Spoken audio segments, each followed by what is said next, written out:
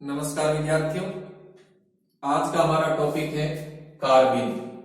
आज इस वीडियो के माध्यम से हम कार्बिन से संबंधित 3 बिंदुओं पर चर्चा करेंगे, जिसमें हमारा पहला बिंदु रहेगा कार्बिन का इंट्रोडक्शन, दूसरा बिंदु रहेगा कार्बिन का फॉर्मेशन और तीसरा बिंदु रहेगा कार्बिन के प्रकार। तो कार्बिन से संबंधित इन 3 बिंदुओं पर आज हम इस वीडियो के माध्यम से जानेंगे। तो आपसे मेरा निवेदन है कि आप अपनी कॉपी पेन निकाल लीजिए और बराबर नोट करते रहिए, ताकि आपको ये टॉपिक अच्छी तरह से समझ में आ जाए। तो सबसे पहले हम कार्बिन का इंट्रोडक्शन देखते हैं।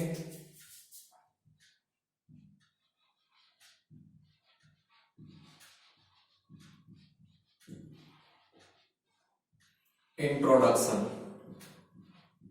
तो देखो कार्बिन क्या होते हैं। कार्बिन विशेष प्रकार के ऑर्गेनिक रिएक्शन इंटरमीडिएट होते हैं, जिनमें द्विसंयोजी एवं उदासीन कार्बन परमाणु के संयोजकता कोष में 6 इलेक्ट्रॉन पाए जाते हैं। तो देखो इसकी परिभाषा क्या हो जाती है। कार्बिन ऐसे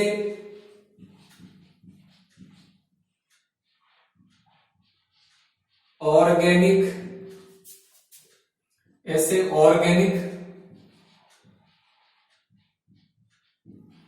रिएक्शन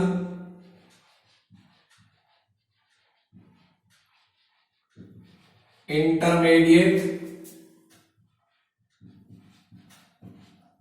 होते हैं,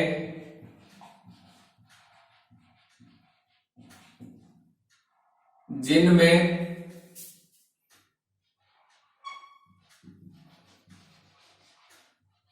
बाइवेलेंट एवं न्यूट्रल कार्बन एटम के वैलेंस सेल में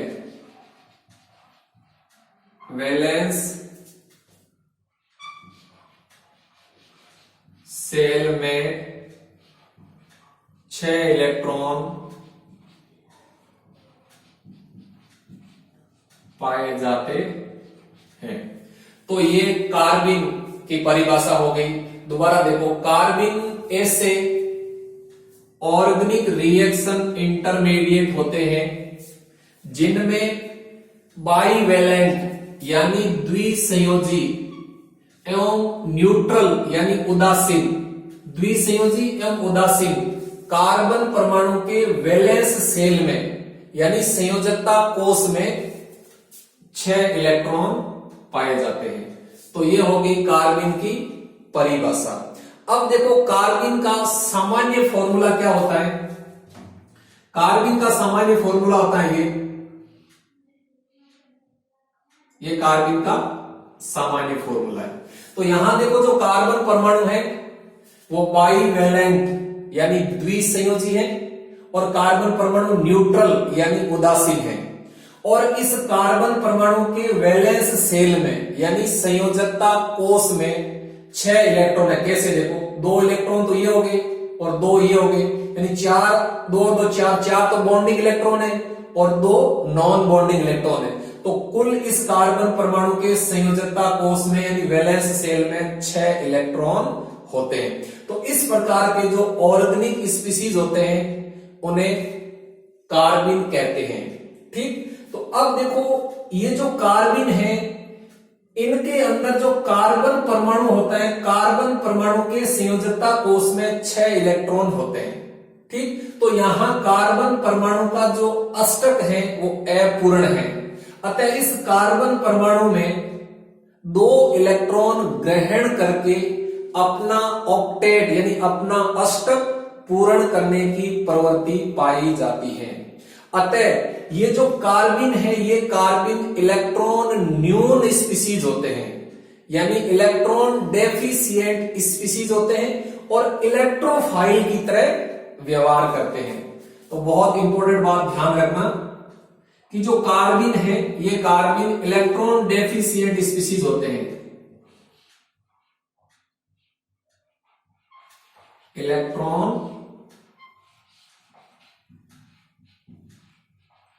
डेफिशिएंट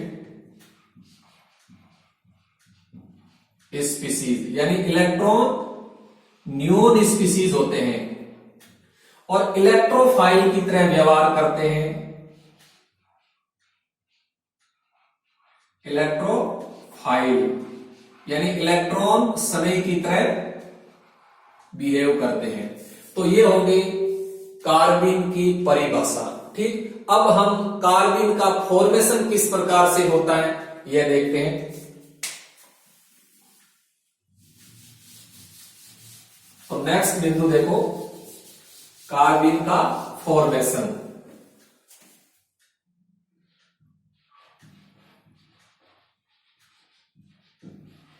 फॉर्मेशन ऑफ कार्बिन। कार्बिन का निर्माण यानी कार्बिन का फॉर्मेशन। अब देखो, बहुत सारी ऑर्गेनिक रिएक्शंस होती हैं जिनके अंदर कार्बिन का निर्माण होता है। तो हम यहां कुछ रिएक्शंस लेते हैं जिनमें कार्बिन का निर्माण होता है। तो पहली रिएक्शन लेते हैं, डिकम्पोजिशन ऑफ डाईएजोमेथेन, यानी डाईएजोमेथेन का विघटन।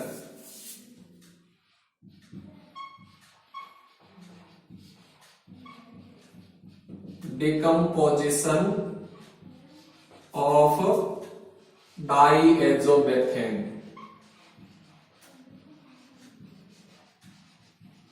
डाईएजोमेथेन, जब डाईएजोमेथेन का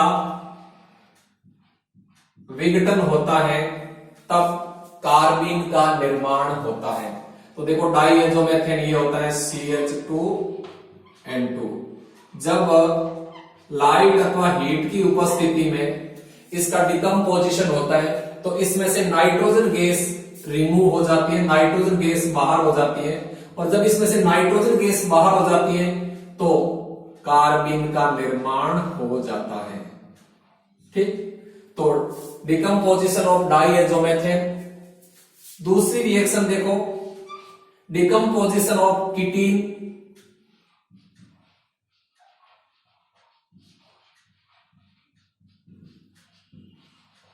डिकम्पोजिशन ऑफ कीटीन। तो देखो, कीटीन के विघटन से भी कार्बिन का निर्माण होता है। देखो कैसे, ये होता है कीटीन CH2 double bond C double bond O कीटीन। ठीक, जब इस कीटीन का लाइट अथवा हीट की उपस्थिति में डिकम्पोजिशन होता है तो यहां से कार्बन मोनोऑक्साइड गैस है वो रिमूव हो जाती है, यानी कार्बन मोनोऑक्साइड गैस इसमें से बाहर हो जाती है। तो जब इसमें से कार्बन मोनोऑक्साइड गैस बाहर हो जाती है तो कार्बिन का निर्माण हो जाता है। ठीक, नेक्स्ट रिएक्शन देखें तो अल्फा एलिमिनेशन रिएक्शंस, यानी अल्फा विलोपन अभिक्रियाएं।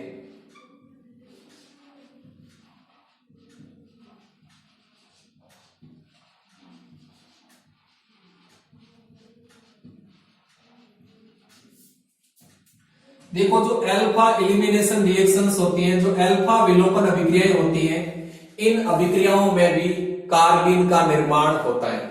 अब देखो, अल्फा विलोपन अभिक्रिया क्या होती है? इन अभिक्रियाओं में क्या होता है कि एक ही कार्बन परमाणु से जुड़े हुए दो परमाणुओं अथवा दो समूहों का विलोपन होता है तो कार्बिन का निर्माण होता है। जैसे देखो, यदि हम क्लोरोफॉर्म की रिएक्शन एल्कोहलिक KOH के साथ करवा दें, किसके साथ में? एल्कोहलिक KOH के साथ में, न कि जलीय KOH के साथ में, ध्यान रखना। यानी क्लोरोफॉर्म की रिएक्शन एल्कोहलिक KOH के साथ में करवा दें तब देखो क्या होता है, अल्फा विलोपन अभिक्रिया होती है। कैसे देखो, यानी इस कार्बन से जो हाइड्रोजन परमाणु जुड़ा है उसका एक क्लोरीन परमाणु का, यानी इस क्लोरोफॉर्म में से HCl का विलोपन हो जाता है। तो देखो, यहां हाइड्रोजन और क्लोरीन दोनों एक ही कार्बन परमाणु से जुड़े और दोनों बाहर हो जाते हैं, तो H बाहर होगा तो OH के साथ में जुड़ करके जल बना लेगा, ठीक। और जो क्लोरीन बाहर होगा वो पोटेशियम के साथ जुड़ करके पोटेशियम क्लोराइड बना लेगा और यहां बन जाएगा डाइक्लोरोकार्बिन। तो देखो राइमर टिमान जो अभिक्रिया होती है, उस राइमर टिमान अभिक्रिया में डाइक्लोरोकार्बिन इंटरमीडिएट का निर्माण होता है। और देखें एक रिएक्शन अल्फा एलिमिनेशन रिएक्शन का, तो देखो CHFClBr, यदि इसकी रिएक्शन हम एल्कोहलिक KOH के साथ करवा दें तो यहां अल्फा विलोपन अभिक्रिया होती है और कार्बिन का निर्माण होता है। कैसे? देखो यहां से देखो हाइड्रोजन बाहर जाएगा OH के साथ में तो जल बन जाएगा। अब देखो पोटेशियम के साथ में कौन सा हैलाइड बाहर जाएगा, ये ध्यान से समझो। देखो कार्बन है और इस कार्बन के साथ में हाइड्रोजन जुड़ा हुआ है और 3 हैलोजन जुड़े हुए हैं। उसमें एक तो आपका फ्लोरीन है, एक आपका क्लोरीन है और एक आपका ब्रोमीन है, ठीक। अब कौन सा हैलोजन है वो बाहर जाएगा, तो देखो हम देखते हैं इन तीनों बंधों की बंध लंबाई पर विचार करते हैं, तो इस बंध की बंध लंबाई सबसे कम है, इससे इस बंध की बंध लंबाई ज्यादा है और सबसे ज्यादा इस बंध की बंध लंबाई है, ठीक। और हम जानते हैं कि जिस बंध की बंध लंबाई अधिक होती है उस बंध की बॉन्ड स्ट्रेंथ कम होती है। तो यहां देखो जो CBr बॉन्ड है, इस बॉन्ड की बॉन्ड स्ट्रेंथ सबसे कम है, तो इसमें ये बॉन्ड टूटेगा, न कि ये और ये। तो यहां देखो ब्रोमाइड है वो बाहर जाएगा, तो यहां बन जाता है पोटेशियम ब्रोमाइड। क्या बन जाता है? Potassium bromide. और यहां देखो आपकी जो कार्बिन बनेगी वो बन जाएगी CFCl, ये कार्बिन बन जाएगी, ठीक। तो इस तरह से ये कार्बिन बन गई। तो इस प्रकार से कई ऑर्गेनिक रिएक्शंस होती हैं जिनके अंदर कार्बिन का निर्माण होता है। तो यहां मैंने आपको 3 प्रकार की रिएक्शंस के बारे में बताया है जिनके अंदर कार्बिन का निर्माण होता है, ठीक। अब हम नेक्स्ट बिंदु लेते हैं कार्बिन के प्रकार।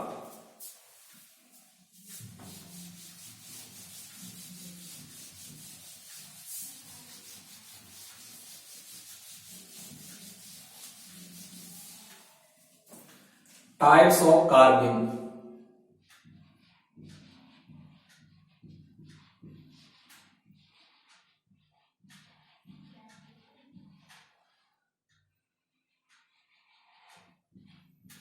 कार्बिन के प्रकार, तो देखिए कार्बिन मुख्यतः 2 प्रकार की होती है।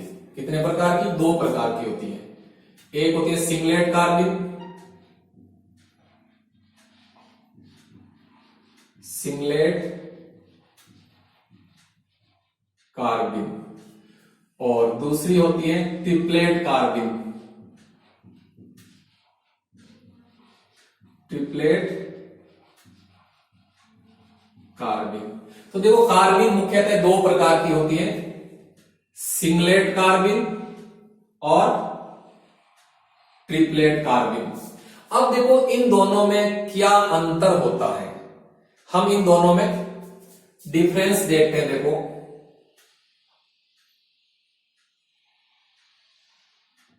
सिंगलेट कार्बिन और ट्रिपलेट कार्बिन में डिफरेंस क्या होता है, तो आप ध्यान से समझना, ये क्वेश्चन वेरी वेरी इंपॉर्टेंट है, ध्यान रखना, ठीक। तो इधर लेते हैं हम सिंगलेट कार्बिन, सिंगलेट कार्बिन, और इधर लेते हैं हम ट्रिपलेट कार्बिन।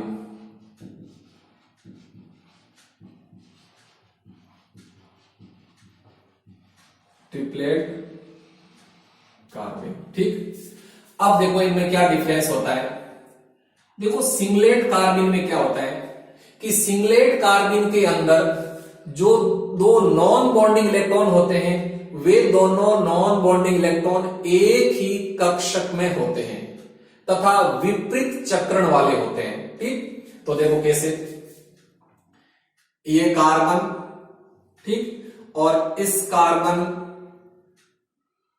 की ये दो संयोजकता, और जो दो नॉन बॉन्डिंग इलेक्ट्रॉन होते हैं, दोनों नॉन बॉन्डिंग इलेक्ट्रॉन एक ही कक्षक में होते हैं और विपरीत चक्रण वाले होते हैं। तो देखो ये दोनों इलेक्ट्रॉन एक ही कक्षक में है और इन दोनों का स्पिन है वो एक दूसरे के अपोजिट है, यानी एक का क्लॉकवाइज रहेगा, एंटी क्लॉकवाइज है, और एक यहां वैकेंट और वाइटल होता है। ठीक, तो इस तरह की जो व्यवस्था होती है वो होती है सिंगलेट कार्बिन के अंदर। ठीक, तो यदि हम इसको देखो शो करना चाहते हैं तो इसको इस तरह से शो करते हैं। देखो सिंगलेट कार्बिन को, ये कार्बन, इसकी दो संयोजकता, अब इसके अंदर दोनों इलेक्ट्रॉन हैं जो नॉन बॉन्डिंग इलेक्ट्रॉन है, दोनों नॉन बॉन्डिंग इलेक्ट्रॉन एक ही कक्षक के अंदर रहते हैं, एक ही ऑर्बिटल के अंदर रहते हैं, और दोनों नॉन बॉन्डिंग इलेक्ट्रॉन्स विपरीत चक्रण वाले होते हैं, यानी विपरीत स्पिन वाले होते हैं। देखो एक का स्पिन क्लॉकवाइज है, दूसरे का एंटी क्लॉकवाइज है। तो देखो जो सिंगलेट कार्बिन होता है, उस सिंगलेट कार्बिन में दोनों नॉन बॉन्डिंग इलेक्ट्रॉन एक ही कक्षक में होते हैं और दोनों नॉन बॉन्डिंग इलेक्ट्रॉन विपरीत चक्रण वाले होते हैं। इनमें दोनों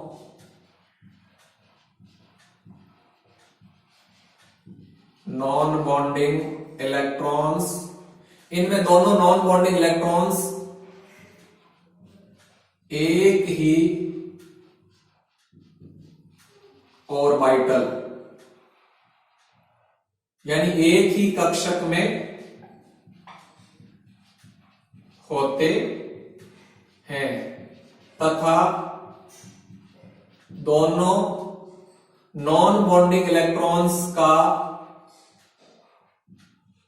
स्पिन है वो एक दूसरे के अपोजिट होता है, तब दोनों इलेक्ट्रॉनों का अपोजिट स्पिन होता है।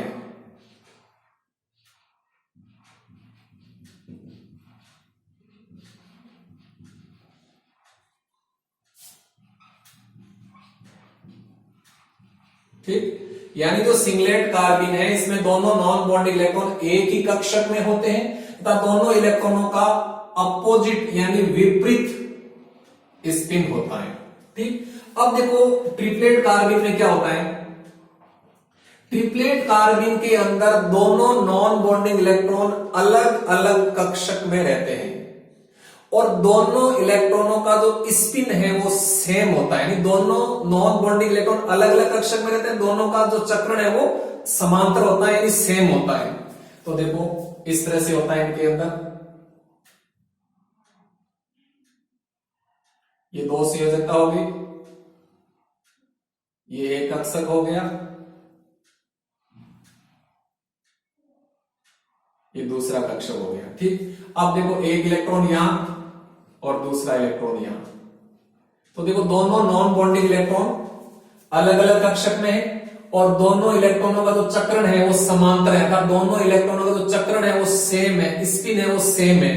ठीक, तो हम देखो इसको इस तरह से शो करते हैं, ये कार्बन, इसकी ये दो संयोजकता और जो दोनों इलेक्ट्रॉन है नॉन बॉन्डिंग ये अलग अलग कक्षकों में रहते हैं और दोनों का स्पिन सेम होता है, तो हम इसको बोलते हैं ट्रिपलेट कार्बिन। तो देखो इसमें दोनों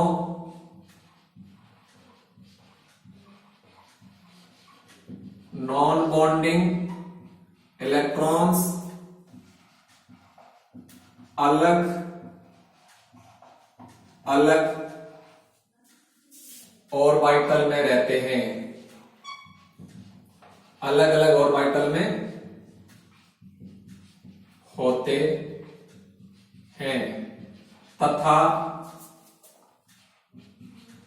दोनों नॉन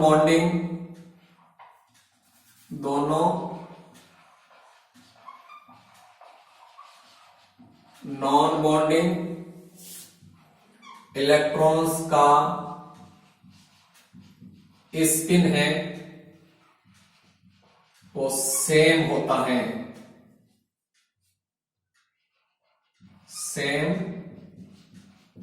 होता है।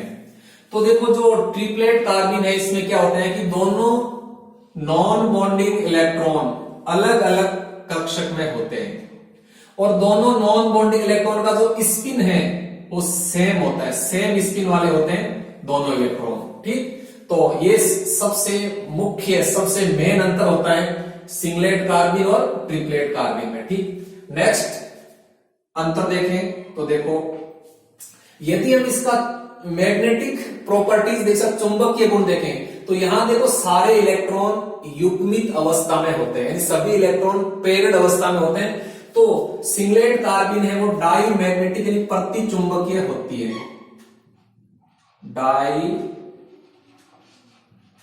मैग्नेटिक होते हैं। यानी जो सिंगलेट कार्बिन है वो प्रति चुंबकीय डाई मैग्नेटिक होते हैं क्योंकि इनके अंदर सभी इलेक्ट्रॉन है वो युग्मित अवस्था में होते हैं। जबकि जो ट्रिपलेट कार्बिन है इसके अंदर क्या होते हैं, दो अनपेयर्ड इलेक्ट्रॉन यानी दो अयुग्मित इलेक्ट्रॉन होते हैं। अतः ट्रिपलेट कार्बिन है वो अनुचुंबकीय होती है यानी पैरा मैग्नेटिक होती है, पैरा मैग्नेटिक। तो देखो हम मैग्नेटिक प्रॉपर्टीज के आधार पर देखें तो सिंगलेट कार्बिन है वो डाई मैग्नेटिक होती है जबकि ट्रिपलेट कार्बिन है वो पैरा मैग्नेटिक होती है। यानी सिंगलेट कार्बिन प्रतिचुंबकीय होती है जबकि ट्रिपलेट कार्बिन है वो अनुचुंबकीय होती है। नेक्स्ट डिफरेंस देखें तो देखो जो सिंगलेट कार्बिन है ये सिंगलेट कार्बिन होन्स रूल को फॉलो नहीं करती है, होन्स रूल का पालन नहीं करते हैं। एंड जो सिंगलेट कार्बिन है वो होन्स रूल का पालन नहीं करते हैं, यानी होन्स रूल को फॉलो नहीं करती है सिंगलेट कार्बिन।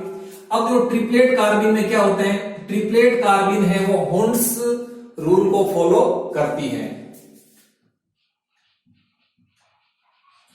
होन्स रूल का पालन करते हैं, होन्स रूल का पालन करते हैं। नेक्स्ट डिफरेंस की बात करें हम तो देखो क्या होता है कि जो सिंगलेट कार्बिन है इस सिंगलेट कार्बिन में इस कार्बन परमाणु का जब संकरण देखें तो देखो कार्बन का संकरण, तो यहां देखो कार्बन का संकरण क्या हो जाता है, यहां कार्बन का जो संकरण आता है देखो क्या होता है, यहां दो सिग्मा बंध और एक लोन पेयर है तो यहां कार्बन का संकरण आ जाता है sp2। ठीक, और इसकी ज्योमेट्री देखें कार्बन की,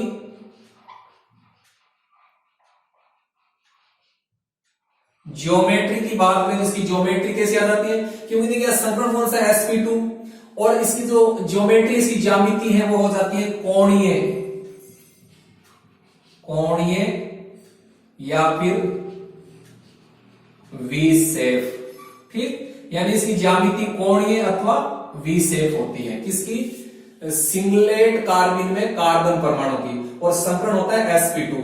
तो इधर हम ट्रिपलेट कार्बिन के अंदर कार्बन परमाणु का संकरण देखें तो कार्बन का संकरण, तो देखो यहां कार्बन का संकरण क्या होता है, यहां एक दो सिग्मा बंध है और लोन पेयर है ही नहीं तो यहां कार्बन का संकरण होता है सामान्यतः sp।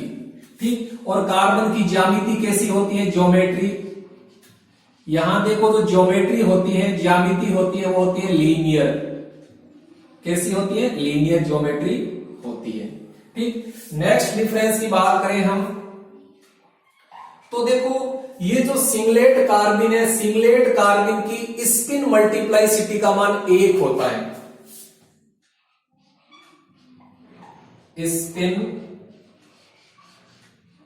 मल्टीप्लाई स्पिन मल्टीप्लाइसिटी का मान 1 होता है। ठीक, और यहां देखो स्पिन मल्टीप्लाइसिटी का मान कितना होता है, 3 होता है, स्पिन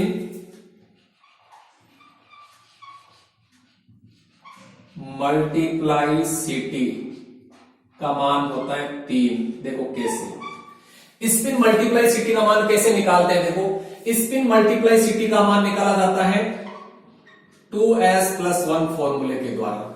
2s+1 जहां s क्या है, s है टोटल स्पिन क्वांटम नंबर। तो देखो यहां हम s की वैल्यू निकालेंगे। यहां देखो 2 इलेक्ट्रॉन है, दोनों इलेक्ट्रॉन युग्मित अवस्था में। तो इस इलेक्ट्रॉन के लिए स्पिन क्वांटम नंबर का मान +12 और एक का -12। तो या +12 -12 दोनों को जोड़ेंगे तब s की वैल्यू क्या आ जाएगी, 0 आ जाएगी। तो यहां जब s की वैल्यू 0 आएगी और हम यहां s का मान 0 रखकर इसको हल करेंगे तब तो क्या आ जाता है, देखो 2 × 0 + 1, ठीक, और यहां आ जाता है 1, ठीक। तो यहां देखो स्पिन मल्टीप्लाइसिटी का मान 1 आता है, जबकि यहां स्पिन मल्टीप्लाइसिटी का मान 3 आ रहा है। देखो कैसे, देखो 2s+1 इस फॉर्मूले से अपन निकालेंगे। तो देखो यहां s की वैल्यू कितनी आएगी, यहां s की वैल्यू देखो दोनों इलेक्ट्रॉन है वो अयुग्मित अवस्था में। तो इस s के लिए देखो स्पिन क्वांटम नंबर का मान +12 और ये भी +12। तो +12 दोनों को जोड़ेंगे तो s की वैल्यू आ जाएगी 1। तो जब यहाँ s की वैल्यू 1 आ जाएगी तो 2 × 1 + 1, तो देखो यहाँ स्पिन मल्टीप्लाइसिटी का मान कितना आता है, 3 आ जाता है, ठीक। तो ध्यान रखना कि जो ट्रिपलेट कार्बन है इसकी स्पिन मल्टीप्लाइसिटी का मान 3 होता है, इसीलिए इसको ट्रिपलेट कार्बन कहते हैं। और यहां स्पिन मल्टीप्लाइसिटी का मान 1 होता है, इसीलिए इसको सिंगलेट कार्बन कहते हैं, ठीक। यानी जो सिंगलेट नाम दिया गया है वो इस A के आधार पर दिया गया है, और यहां जो ट्रिपलेट नाम दिया गया है उसे 3 के आधार पर दिया गया है, क्योंकि इस कार्बन की जो स्पिन मल्टीप्लाइसिटी का मान 3 है, अतः इसको ट्रिपलेट कार्बन कहते हैं। और इस कार्बन की स्पिन मल्टीप्लाइसिटी का मान 1 है, अतः इसको सिंगलेट कार्बन कहते हैं। नेक्स्ट डिफरेंस देखें तो अब देखो ये जो सिंगलेट कार्बन है, सिंगलेट कार्बन में दोनों इलेक्ट्रॉन एक ही कक्षक में है। तो यहां क्या होता है, दोनों इलेक्ट्रॉनों के मध्य रिपल्सन अपेक्षाकृत अधिक होता है। तो यदि हम दोनों की स्टेबिलिटी देखें, क्योंकि यहां दोनों इलेक्ट्रॉन एक ही कक्षक में है और दोनों इलेक्ट्रॉनों के बीच जो रिपल्सन अपेक्षाकृत अधिक है, और यहां क्या दोनों इलेक्ट्रॉन अलग अलग कक्षक में, तो यहां दोनों इलेक्ट्रॉनों की रिपल्सन कम होता है। तो जब इलेक्ट्रॉनों के बीच रिपल्सन कम होता है तो उसमें स्टेबिलिटी अधिक होती है। तो यदि हम दोनों की स्टेबिलिटी देखें तो ये अपेक्षाकृत लेस स्टेबल होता है, लेस स्टेबल, यानी इसकी स्टेबिलिटी अपेक्षाकृत कम होती है। और इसकी स्टेबिलिटी देखें तो ये मोर स्टेबल होता है, मोर स्टेबल, ठीक। यानी ट्रिपलेट कार्बन है इसकी स्टेबिलिटी अधिक होती है, जबकि सिंगलेट कार्बन की स्टेबिलिटी अपेक्षाकृत कम होती है। तो इस प्रकार से सिंगलेट कार्बन और ट्रिपलेट कार्बन के अंदर ये मुख्य अंतर होते हैं, इनको आपको अच्छी तरह से याद करना है। धन्यवाद, थैंक यू।